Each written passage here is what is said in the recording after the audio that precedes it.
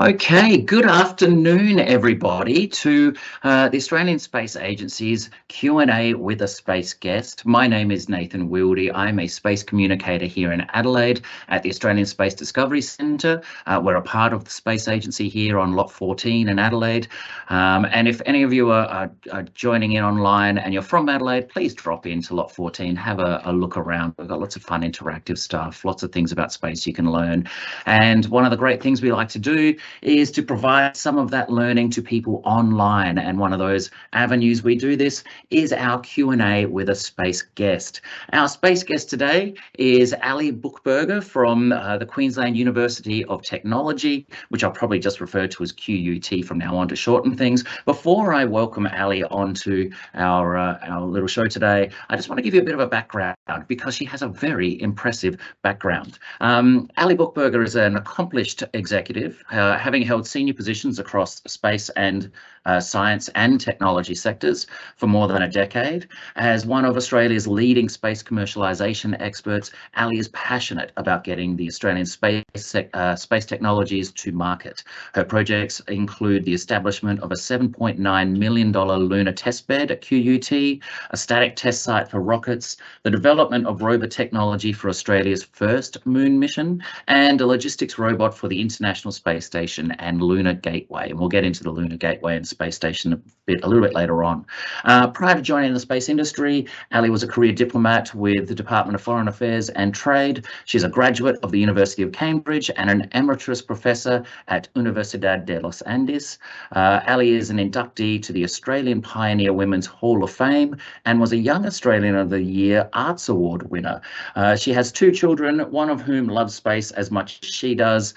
The other one, I'm not going to question their love of space. And I believe her children are home today because Ali is joining us from Queensland, where apparently everything is flooded there. Ali, welcome to our show today, and hopefully that you're keeping dry and not leaking anywhere. Definitely keeping dry, though. As I look out my window, there's a massive flood below our house. So we're definitely homebound today, and a lot of the schools are closed. But so happy to be here and really excited about the chat. Well, 200 millimetres of rain, I hear that's going to keep you inside for a little bit. So at least we can do these things online. It's lovely to have you with us here today. Can you tell us a little bit about yourself, perhaps some of your study pathway and then career pathway of how you got to where you are today? Sure. So right now, the title is Director of Industry Engagement. So I work at a university, and I head up a team who basically works with really smart people, scientists, who invent amazing things. But we don't want those things to stay in the university. We want them to get out in the world and be helpful. In fact, we want to get them beyond the world, in this case, into space. And so that's what my team does.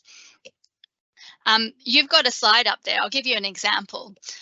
So as we deal with extreme weather today here in Brisbane, the Mars Perseverance rover is sort of serenely beetling around up on the surface of Mars in the Jezero crater, where its job is to find signs of ancient life. And there are 7 instruments. You can kind of see some of them there in the photo. Those instruments are like the brain of the rover, the smarts that help it do its job. And what I think the coolest of those 7 instruments is called Pixel. And Pixel was invented it was a big team effort. Space is a big team effort, and that's what I'll say again and again throughout this chat. But it was led by an Australian, an amazing woman called Abigail Allwood, who is a QUT graduate with a QU team and sort of 3 continent-wide university team behind her. And what Pixel does is identify in the rocks that they see around them signs that could indicate that life was once on Mars. And it will take samples and we'll bring them back to Earth, and that will take like a decade to verify. But the results are really encouraging. We think we may have some exciting discoveries. And what are some signs that life may have once existed on Mars? Okay, so we're quickly going to get into a lot of technical detail, and I'm not an astrobiologist, but The reason why Australians are so good at this is the rocks on Mars are very like the rocks in the Pilbara, and we've all done a lot of training. Our, geologists do a lot of kind of training around that. But if they find igneous rocks, and those rocks may have interacted with water, the conditions are right that life could once have been there. And where do igneous rocks come from?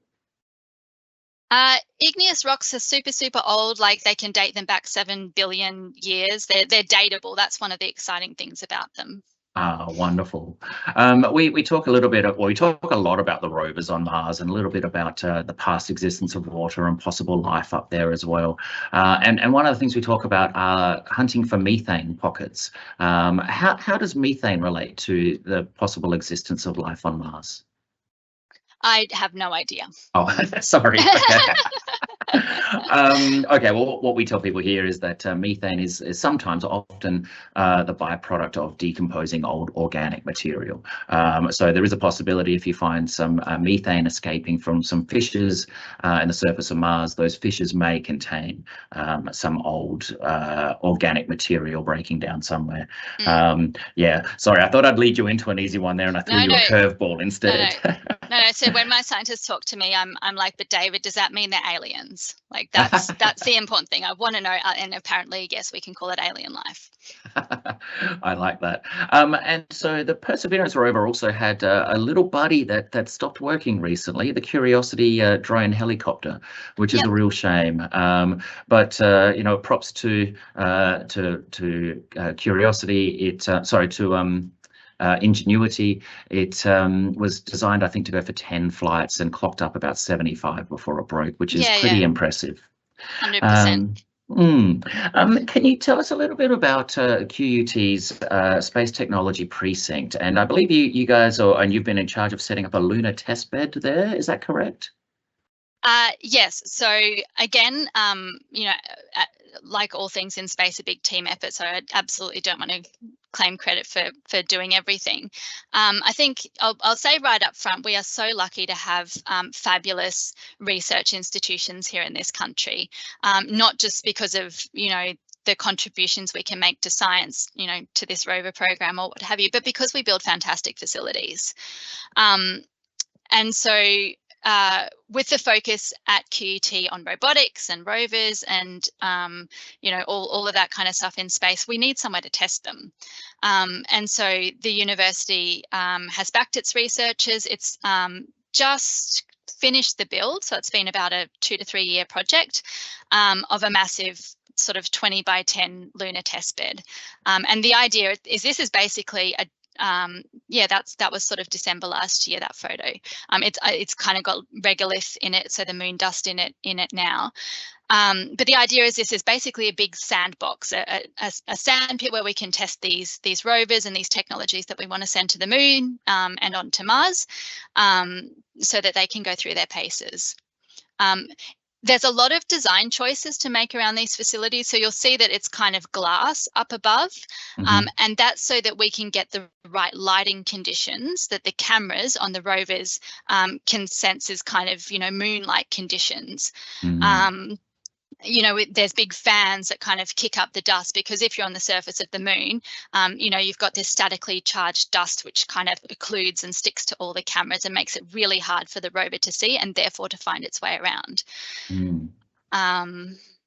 The lunar regolith is notoriously difficult to work with. Having no atmosphere on the moon, there's no erosion of any kind, so little particles in the regolith can be very sharp, can get stuck to things, can create greater highly erosion. Abrasive. Yeah, very, very difficult to work with. How do you simulate that back here on Earth? Because I would imagine that we don't really have regolith-like granular soil here. How do you simulate that back here on Earth? So the very brief and very superficial answer is basalt is the most like thing. That said, as we dug into it, we had to get all kinds of experts in occupational health and safety, but geology and many different disciplines to decide what kind of regolith we wanted to simulate, because there's regolith simulant and there's regolith simulant, right? Some of it you know, is more like the feel of the moon dust. But what we wanted to go for was we want it to look like the moon dust because no one had ever done that before. So optically, we chose the sample that was most like what the moon dust will look like on Earth. Because what we do at QUT is the vision systems that help the rovers navigate. And so that was really important to us. And so how do you find something that looks like lunar regolith? We don't have lunar regolith here on Earth. You did mention basalt. Do people just go around with a microphone and find the sharp little bits? No, so like with this facility, it's in such quantities that you literally call a quarry that has the sample that is closest to what you need. Oh, excellent. And so have you guys started testing things on there, or are you still in the build phase? It's just, I believe it's just being complete. It's not officially opened yet. So wait for an announcement around that. And there was an announcement recently, a couple of months ago, about Australia's first lunar rover, the rover, as it was named by the public. Will there be any testing of rover up at this lunar testbed? I hope so. Like all universities, our facilities are open to everybody to use. We want this to be something for us at QUT, but also something for our partners. You know, we don't ever do something in space really all by ourselves. It's always a collaboration. And so, you know, it's there for everyone. The other thing I should say about it is it's not open, but it is publicly accessible. So you can walk around that building. For those who are in Brisbane, it's next to Victoria Park, and so the idea is that that people can come and see what's going on and be excited by space. Oh, how fascinating. That's something that we're definitely keen on down here at the Discovery Centre, is getting people fascinated by space. Australia is sort of 5-ish years maybe into our space industry and space sector starting to take off, and certainly things like the QUT Space Technology Precinct are helping with that. Could you tell us a little bit more about the Space Technology Precinct? What exactly does it do? So it consists of this. There's also a workshop where we can kind of build the rovers, more or less, which is kind of adjacent, and it's in a location where it can grow from there. We've got one of the largest robotics and AI centres in the country, and so we really want to leverage that and grow it as Australia moves forward in space. Oh, wonderful. Now, you are Director of Industry Engagement and an expert on space commercialisation. This space race that we are in and the space industry that is taking off is really driven a lot by private companies. How do you see the collaboration between government sectors, private sectors and educational sectors with the space industry moving forward? Like I said before, it's always a collaboration. The best projects and the best teams happen when we all work together. I think we all play discrete roles. Like when I talk to people about what you'll do every day in industry, you'll build the thing that's going into space now, which is a super, super exciting thing to do. If you work in a university, you're asking the question, what will happen in space 10, 20 years from now? What's the next thing? What's over the horizon? That's the thing we're going to do. So it depends where your interests lie. Like all of those people do work on a project together. It's just at different stages. I think that's a good answer. It's that's certainly something that the Australian Space Agency does. People often ask me, "Oh, you work for the Australian Space Agency? Is that like NASA?" And my answer is, well, kind of, in the sense that we're a space agency like NASA, but NASA builds rockets and craft and landers and whatnot. And the Australian Space Agency is a bit more regulatory and helping bring industry together. And it's one of the exciting things is all of these Australian space companies popping up left, right and centre. What do you see, somebody that's so embedded in the space industry, what do you see the Australian space sector looking like in 10 years or 20 years time? Well, what excites me about space is space exploration. So I am totally bought into Moon to Mars. And so I hope 5 to 10 years from now, Australia is playing a much bigger role in all of that activity. So I hope we'll have our moon base.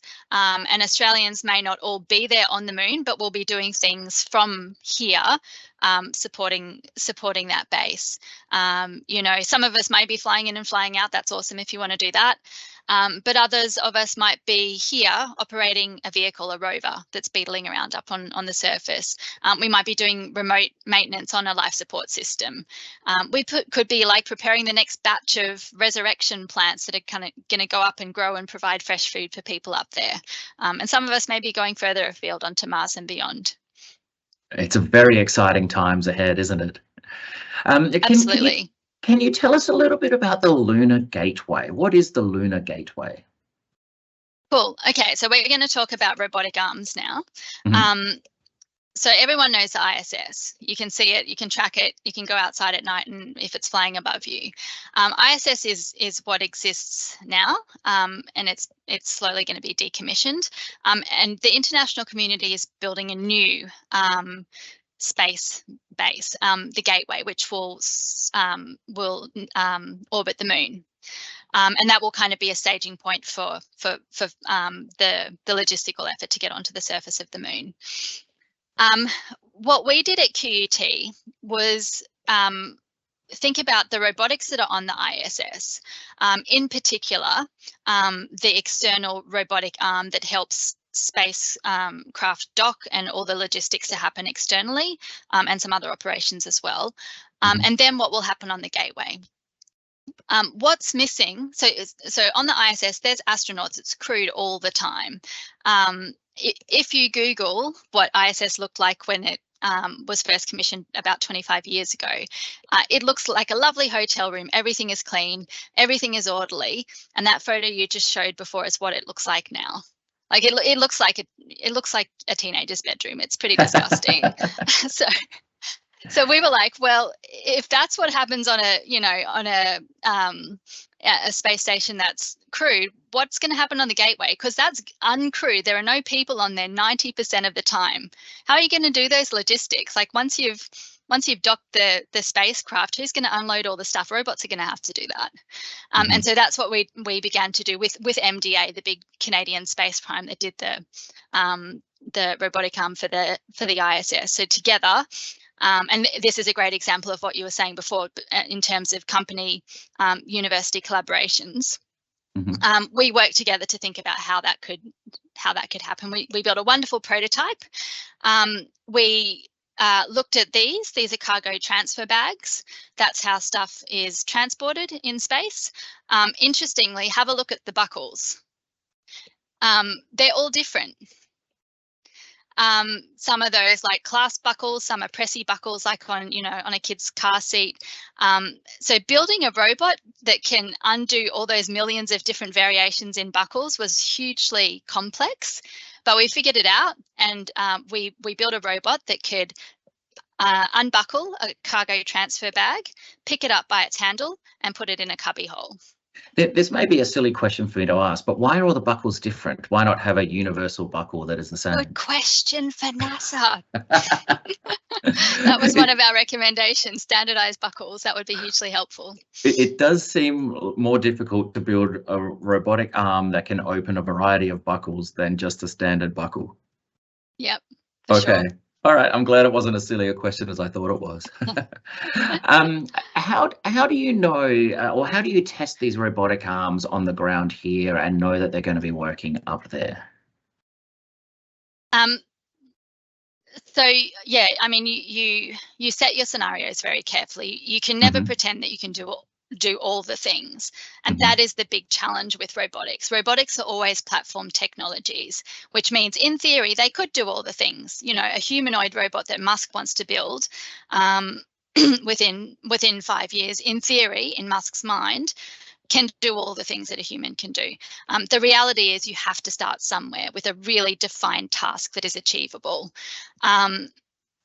you know, that's why when we did our prototype and when we proposed to test it on the ISS, we're not saying we're going to do all the things. Like, this thing isn't going to move around and unload all the bags, you know, and be able to always put them away. It's like, what part of that sort of workflow can we tackle that would add value to NASA and others?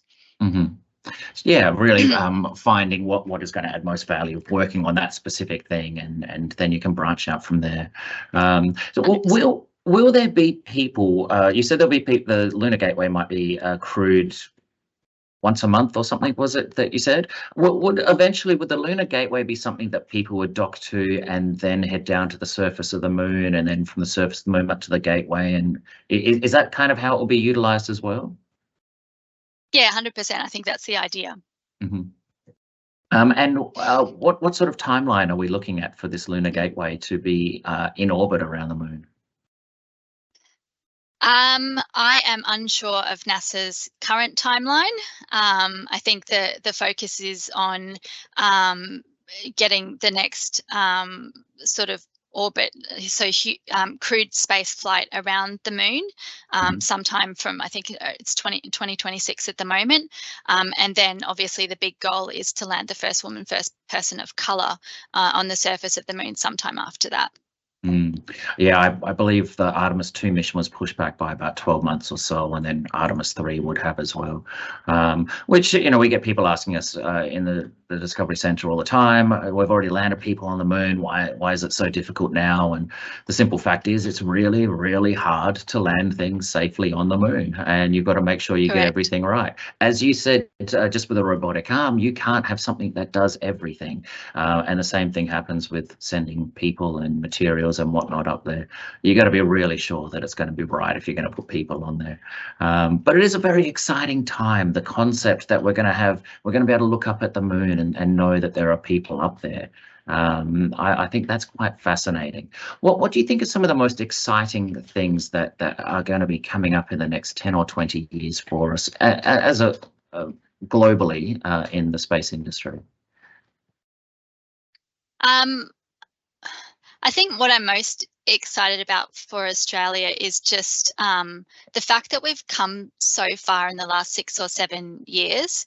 Nathan, you were saying to me before, your job didn't exist 3 years ago, and I think so many of us share that kind of journey. You know, I was overseas for 12 years, and you mentioned in the introduction I worked for DFAT. So I was in Africa for 4 years, kind of, you know, by day on the border, some remote town on the border of Zambia and the Congo, covered in dust, trying to figure out how we could get clean drinking water to a village so that kids could not be sick all the time and go to school. But by night, I would go back to my hotel room or wherever I was, and if I had internet, I would watch MIT videos of astrophysics and anything to do with space. Like, I just loved it so much. And when I arrived back 7 years ago, I could not believe that we were beginning to have an industry here of our own, and perhaps I could sidestep, you know, into this industry and do this incredible thing every day. So I think that's the exciting thing for me. And so long as we have the big missions, so long as we keep somehow believing that we're going to go back to the moon and on to Mars, whatever small part me and my team can play in that, I think is incredibly exciting. It is a very exciting time. I mean, I know people have been to the moon before, but it wasn't while I was alive. To be able to look up there and just think, yeah, there are people up there. Even when I see the ISS passing overhead at night, it's just cool to think that there are people up there. We see lots of young Australians, kids coming into the Discovery Centre, all inspired and enthused and motivated about space. And this generation, frankly, I'm a little bit jealous of, because they can have a very distinct career in the space industry. What sort of advice would you give to young Australians looking to get into the space industry down the track? How long do I have on this question? As long as you need. 2 minutes? Okay. Easily. Okay. The first thing, and this is going to sound like a negative, but it's not. The first thing I'd say is get used to failure. Like, learn, that's a good thing. Learn to fail fast. Failing fast is one of the greatest skills you can learn in the space industry. The highest successes, if you watch For All Mankind or, you know, any series or movie or whatever, they have all the grand speeches, the person lands on the moon, you know, everyone, they pan to like a pub in Texas, everyone's like, hooray, hooray. And the newsreader's like, this is a first for humanity. Like, those successes are so huge. But along the way to get to that, you are going to fail so many times. Rockets will blow up, landers will crash, you know, all the things will happen. And that is completely normal. Like, get used to the fact that failure is normal, but do it quickly, learn and move on. So that's my first piece of advice. And the other is around think of what your weaknesses are. So people say, what skills, or, you know, I think of talents. What talents do you need to be in space? I assume you're going to go and study a thing, engineering, science, law, you know, business, whatever it is. You'll study the thing you're interested in, and you'll be really, really good at it.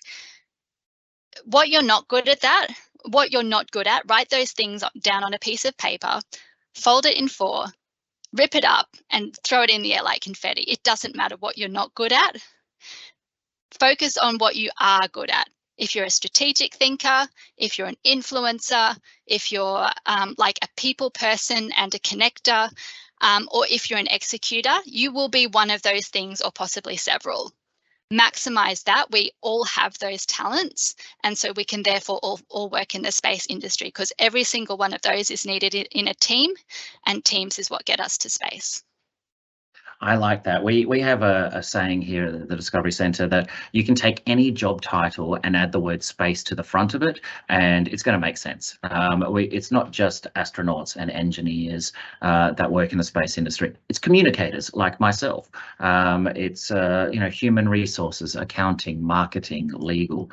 Yeah, it's an exciting time where you can be a space lawyer. And to anyone out there listening, we need lots of space lawyers. We need more regulation on these things. So if anyone's interested in law and space, that's a great way to be. I like this concept of failing fast that you mentioned. Like, focus on your strengths, but get used to failing fast. It's an adaptability thing, I would imagine. Lots can go wrong when it comes to space, and having to be adaptable and change is very, very important.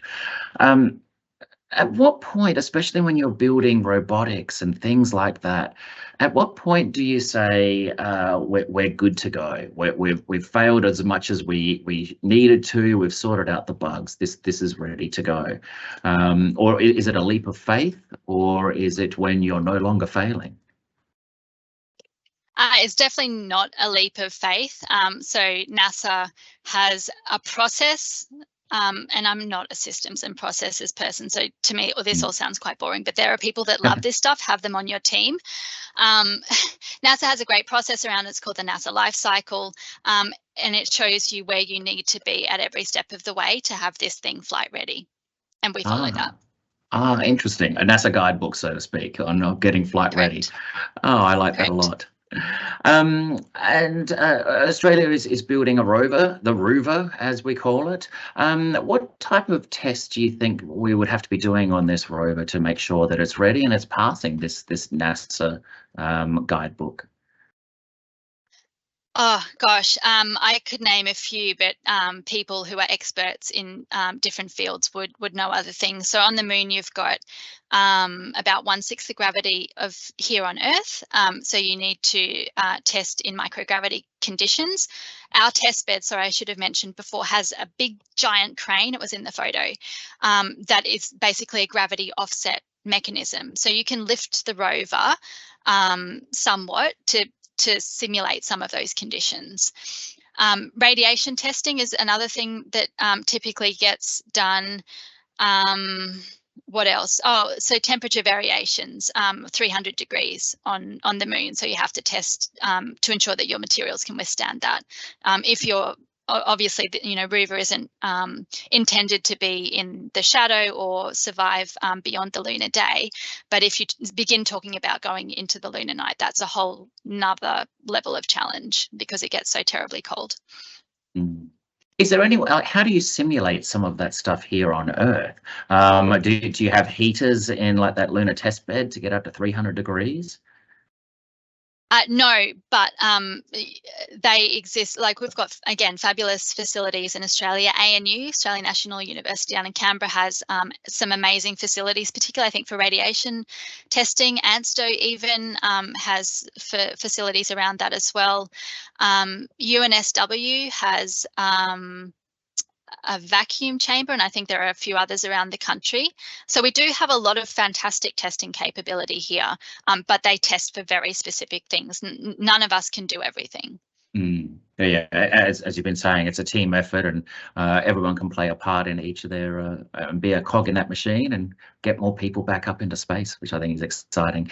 Do you see any emerging industries or technologies that you think would have a big impact on the space sector? So I love this question. Let me turn it around slightly, because you mentioned commercialization before. So that's something that my team does. So that cuts with space. I think that cuts both ways. So we want to get things, out of the companies, out of the universities, and out there doing their thing in space. So a lot of that early stage research and discovery and development gets done in universities, gets passed into the hands of industries who actually build the thing that then gets up there. But the exciting bit too for me is the inventions that we create for space can have huge impacts here on Earth. And you should Google it. I was Googling this last night just to remind myself of the many, many, many NASA inventions that are part of our everyday life, which you probably don't even realize. So the scratch resistant lenses in my glass, NASA invention. The camera in your phone. So about a third of phones in cameras are still NASA invented technology. So my headset that I'm using right now is obviously has a wire, but the wireless headset that you listen to the music on your phone, NASA invention. It's great, the stuff that's invented for. Velcro's a space invention. So totally NASA invention. Like, that has changed my life. Anyone, you have to get small kids to school or whatever in the morning. It absolutely has changed my life. I love Velcro. Nike Air Trainers is the technology is from astronauts' spacesuits. Wow.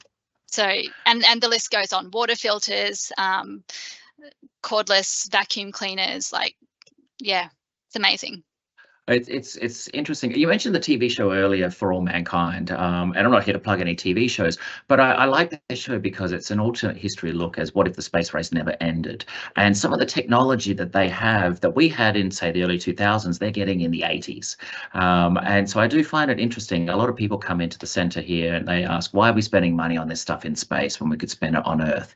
And my answer is always, the stuff we spend on in space comes back to help us here on Earth. And as you said, there are so many technologies that have been because of space that they're back here on Earth. So yeah, quite exciting that who knows, the next great invention here on Earth could end up being used in space or vice versa as well. So I'm just going to ask any of our listeners out there, if you have any questions, please post them up on our Q&A section. And so I might just go through a couple of the ones that we've got here. There was one, if you could be an expert in anything to do with space, what would it be? So for yourself, if you could be an expert on anything to do in space, what would it be? So this is a really hard question for me because I am the absolute opposite of an expert. I work with experts every day who are very, very deep into a thing, and we work well together because I'm a generalist. So I love knowing a little bit about all the things, but I definitely have never ever been an expert in one thing. If I were to be, gosh. I do like the idea of being an astrobiologist.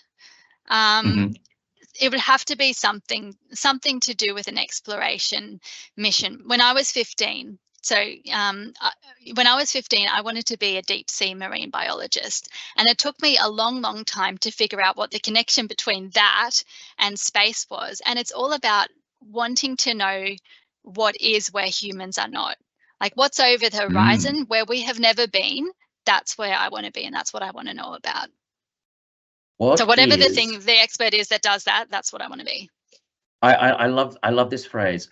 What is where humans are not? I love that, because there's so much of the ocean floor hasn't been explored, and so many parts of Earth haven't been explored, so many parts of the solar system and the universe. It really is quite fascinating. Yeah, I don't know what the phrase for that would be, but some kind of explorer, I suppose. Interesting. A little bit of an off topic. Everyone asks us this question when we come in here, and you've mentioned about life elsewhere. What are your thoughts on life elsewhere in the universe? So obviously, having had a little bit to do with the Perseverance rover team, the evidence is that the early evidence is certainly from that mission that life does exist elsewhere. It may just not be what we expected it to be. I think that's a very good point. As in microbial life. Microbial life is still life, and that is the first thing we will find. 100%. I mean, people tend to think little green men because they've seen it in sci-fi movies and whatnot. We're unlikely to see that. But yeah, I'm of the same mindset. You look at images like the JWSTs, the James Webb Space Telescope's deep field image. This image has thousands of galaxies in one shot, and the patch of sky that it covers can be blocked out by a grain of sand. The sheer vastness of the universe suggests that there's going to be life elsewhere. Finding it in our backyard in our solar system would be very, very interesting, I think. Now, I've got another question here from online. Apart from the supply chain issue for ISS, what are some of the big commercialization opportunities now and in the near future for space? So the interesting trajectory in the commercialization of space is basically 20 years ago, NASA was still doing LEO. So, the area around Earth where satellites orbit, where the ISS orbits, all of those missions that went up and down from there were still driven by government. That space has now been fully commercialized. So, all the big space primes, SpaceX, etc., are doing that now. There are other space stations that are being built which are commercial. The government effort now is pushing further beyond that, to the moon and beyond, because that is where investment starts. But very quickly, even the missions that are being designed for the moon are heavily focused on commercial opportunities.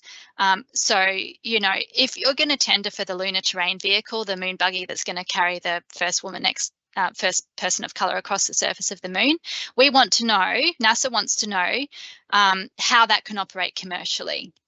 How can we extend that to, provide power supply, to pair with a small rover that gives it more flexibility, to do maintenance and inspection on a solar array. So NASA's already thinking like that for the moon. And obviously Musk is already thinking about that for Mars. So it's very interesting how that trend happens and expands.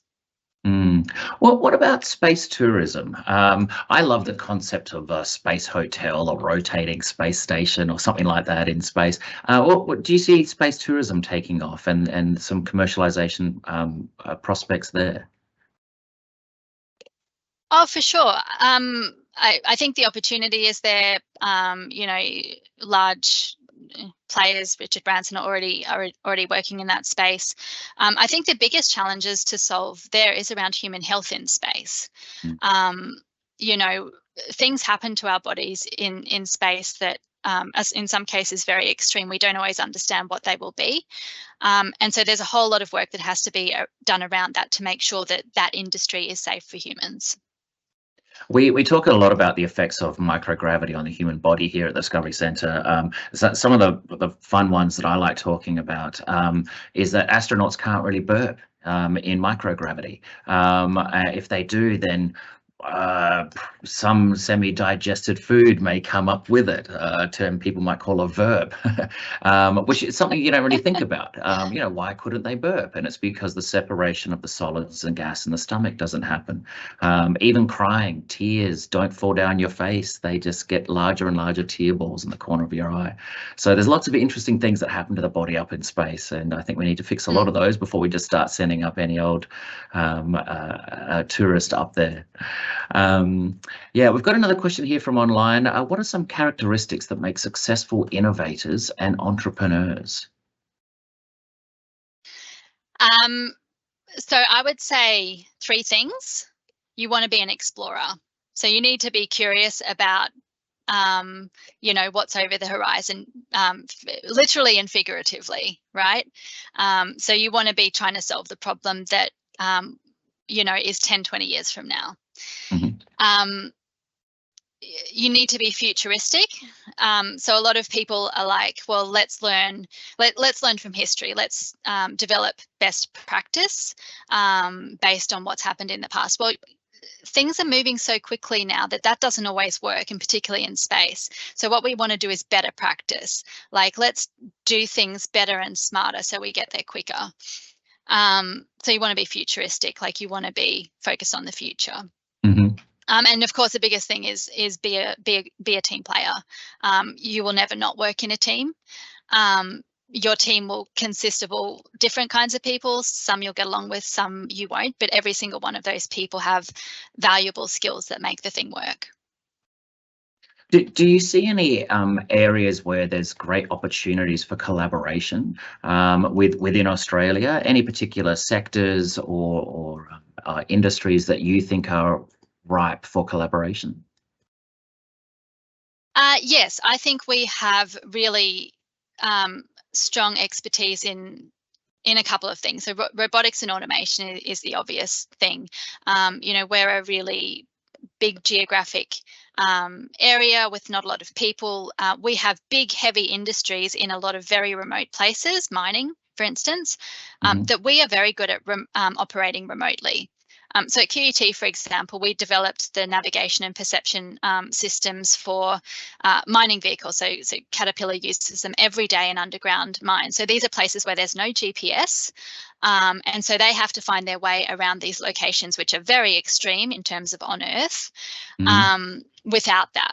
And so they're the kinds of things that we've done well, which lend themselves really well to exploration in space. And I think the other thing too is probably agriculture.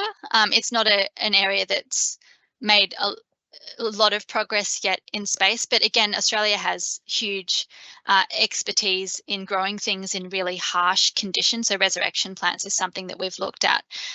So in terms of supplying one day a moon base with fresh foods through either vertical farming or highly resilient plants, I think that's something we could do quite well from here.